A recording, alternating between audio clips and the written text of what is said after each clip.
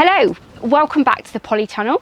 As you can see, I'm in a very tidy polytunnel today, so it's definitely not mine. I am down visiting my friend Carl, who has an allotment plot about an hour's drive away. I've wanted to catch up with him and visit his allotment for a couple of years now, and we're really lucky today. He's invited us down and he's going to show us around his allotment. Hello there, my name is Carl Williams. This is my allotment from plot to plate, no dig. I want to give you a tour. So let's start by looking into the new addition to the allotment, which is the polytunnel, 8x3 polytunnel. Let's have a look. So this is the new growing space, the polytunnel. And as we go up the both beds here, again, no dig beds. On my right side, we've got some lettuce. These lettuce were sown probably about 6 weeks ago. I start my plants off in the house and then bring them down here obviously to plant. I got around about 9 tomato plants on this side. Some you will see are directly planted into the soil. Some have got pots. It's a bit of a trial I'm trying this year. On the left side I got some in halos, which Erica knows quite a little bit about that because she's made a video recently about the halos. On the left side here I've got some French climbing beans, which are Cobra, a very heavy cropping variety, which I love them because they come early as well when I grow them in the polytunnel. These are all multi-sown beetroot. There's probably about 60 or 70 beetroot there, believe it or not, just in less than a metre square. So it's a very prolific way of growing beetroot when you multi-sow. I've got white Lisbon onions here. Well, they're not white, they're red actually, but it's a mixture. I've also got some spinach here, and I've also sown or planted some marigolds in amongst the tomatoes there. A couple of varieties of tomatoes, like too many to name each of them. I've got some endives here, some cabbage here, different varieties of lettuce here, Lola Rosa, and I've got again another 9 cucumber plants. Some of them are large telegraph pole ones, and the other variety is called Anna, which is a small munchkin. So as we come further on to the other side of the polytunnel now, we've got a couple of hanging baskets here. These are tumbling toms. I haven't grown them before. This is the first year, and I've been down here 27 years, believe it or not.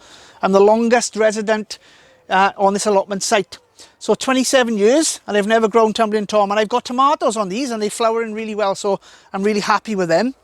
In the ground here I've got some pak choi, which the slugs seem to be loving at the moment, unfortunately. On the table is a load of different things in here. I got broccoli, I got some sweet corn, more lettuce seeds, more lettuce seeds there. I've got a gutter tray of Kelvin and Wonder peas, first earlies. That's my 3rd batch of peas. I got some more tomatoes, peppers. Yeah, so it's quite a lot going on here. I got peas for shoots, so I picked the heads off them for salads. This is I just love this growing space. It's just absolutely amazing. This is the second polytunnel. I've had this one for 9 years, believe it or not, and it's stood up well. It's gone through a few storms, this one have, but there's a bit of green algae things going on. There's a couple of holes in it now, so the cover probably have to be changed next season, but it served a real purpose. The same cover for 9 years can't be bad for less than 200 bucks. I love that. So on this one bed here, we've got a couple of things going on. We've got 9 different tomato varieties, many of which are cherry variety, which I really do love, a cherry variety of tomato. I've got my lettuce here, which I've already made 2 pickings of already, because these have gone in really early. I've also got a trial that I'm doing with regards to growing carrots, which is quite interesting. So I normally grow my carrots in a sandbox to get long straight carrots, but I'm trying something different with root trainers. This year I've cut a bit off the bottom and I put them on top of the soil. I'm hoping they will grow right into the soil, so we're going to try that. So catch up later for that one in the growing season. I've also got lots of beetroot in here. Again, multi-sown beetroot. We do love beetroot in my household. On this side of the bed then, I've got 4 aubergines. Never grown aubergines before, ever. So this is the first year, again, 27 years, I've never grown aubergines. It's a bit crazy, really. But so I'm going to try them this year. I got more spinach in here, which I use for picking leaves. I got more cobra, and I got a few more rows of carrots in here.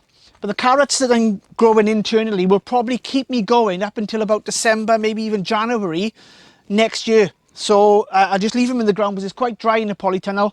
Nothing rots like it would outside. You couldn't leave it outside. But internally, the beds dry out quite quickly and the carrots just stay as they are, and I can store them quite well. So yeah, it's really, really good.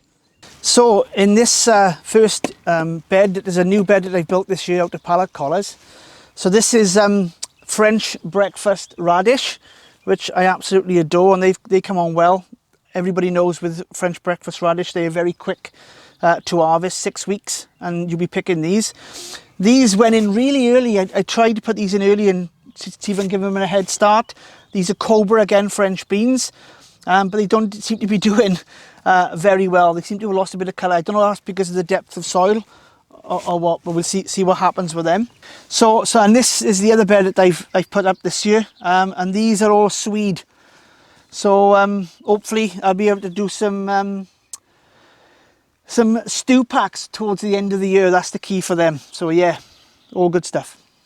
So this is one of the beds that I've also got. In here I've got 20 sweet corn. I've put these 8, you can see in here, these went in earlier in the season, and I got ones coming up so I can have a succession of harvests as we go on along. In this bed, I've got 40 plants, all broad beans. I do like my broad beans. They are look like they've been eaten by ants, some of them at the moment, but they will come. They're going to start to flower. You can just see the buds coming on them now, so that's excellent. And I got 20 containers, buckets, 35-litre buckets of potatoes. So I got First Early in there, which are rocket, and I've also got a main crop, which is Sapo Mira. So that's all the buckets of potatoes. So it's quite a lot going on in this small growing space here. So in the centre here we've got my this is my bean bed. This is runner beans. I always grow my runner beans in this bed. I don't rotate them. That might be a bit controversial, but I always grow them in the same bed. But this year what I've done differently, I've just basically put the weed membrane down and then just burnt small holes so I can plant the actual beans into, which hopefully will suppress the weeds a little bit, because I have got weed that comes under the path here and it just comes up into this bed for some reason, but it's a brilliant growing bed. So that's my beans. Here I got some more beans. These are broad beans. So my broad beans, there's about 20 plants there. This is a new bed that I built last year. Didn't grow nothing in it last year, but all my homemade compost is gone into this bed primarily, and any bits and pieces that I've had from my buckets, potatoes last year has gone in there. And I've got my somaliums there, again a new bed this year. So I'm just looking for growing spaces each year.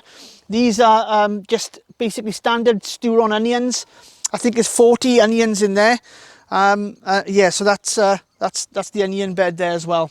And if you go further down towards the end of this bed, I basically raised up a square metre here, and I've got parsnips. So I've grown my parsnips into rows, and I'm hoping I'll have a good result with these parsnips this year.